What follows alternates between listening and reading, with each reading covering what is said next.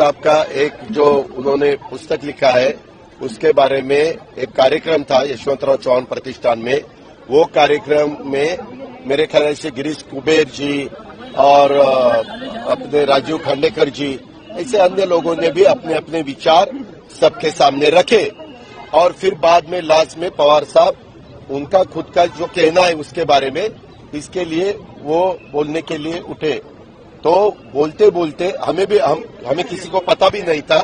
बोलते वक्त उन्होंने 1 मई 1960 से शुरुआत की और कल की तारीख थी 1 मई 2023। तब तक का थोड़ा सा जो कुछ आज तक हुआ उसमें से जो आप सबको साहब को बताना चाहिए था वो साहब ने बताया।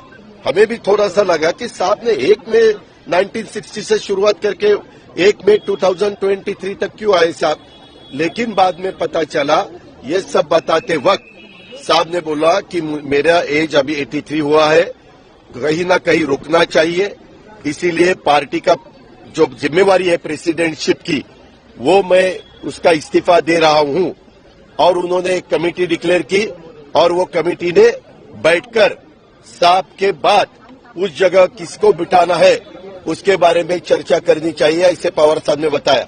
ये कोई भी राष्ट्रवादी कांग्रेस पार्टी को लीडर को अच्छा नहीं लगा। यहाँ जितने भी कार्यकर्ता आए थे उनको अच्छा नहीं लगा, जो भी बाकी के सुनने के लिए आए थे किसी को भी वो अच्छा नहीं लगा।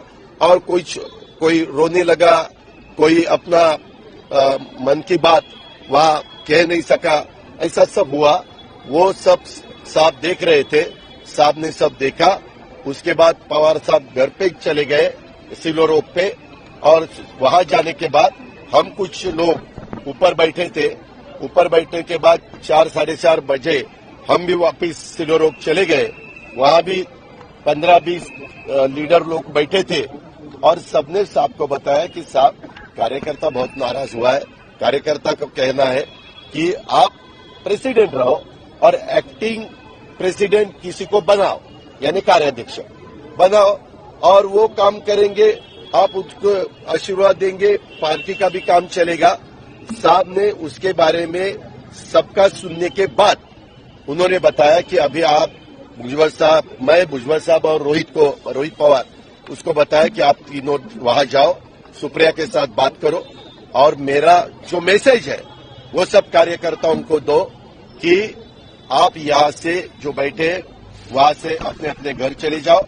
आपकी जो मांग है कि मैंने इस्तीफा वापस लेना चाहिए उसके लिए मुझे 2 से 3 दिन सोचने के लिए वक्त कार्यकर्ताओं को देना पड़ेगा।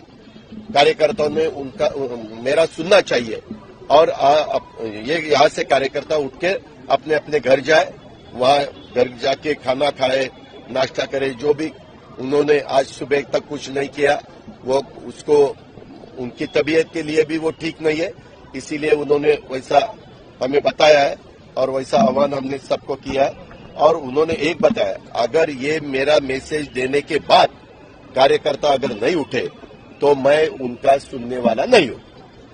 अगर उनका मैंने सुनना चाहिए ऐसा कार्यकर्ताओं को लगता है तो उन्होंने मुझे 2-3 दिन देना चाहिए और फिर मैं मेरा जो भी है सब सुनने के बाद मेरा जो कहना है वो कह दूंगा। नंबर 1। नंबर 2, अलग अलग डिस्ट्रिक्ट से हमारे पार्टी के प्रेसिडेंट हो, हमारे एमएलएज हो, हमारे एमपीज हो, ऐसे बहुत से कार्यकर्ताओं रिजाइन करना शुरू किया है। उन्होंने कहा कि ये तुरंत बंद कर दो, किसी ने भी इस्तीफा देने की जरूरत नहीं। As a Rashtravadi Congress Party एक परिवार के नाते सबने मेरा सुनना चाहिए और 2-3 दिन दे दो।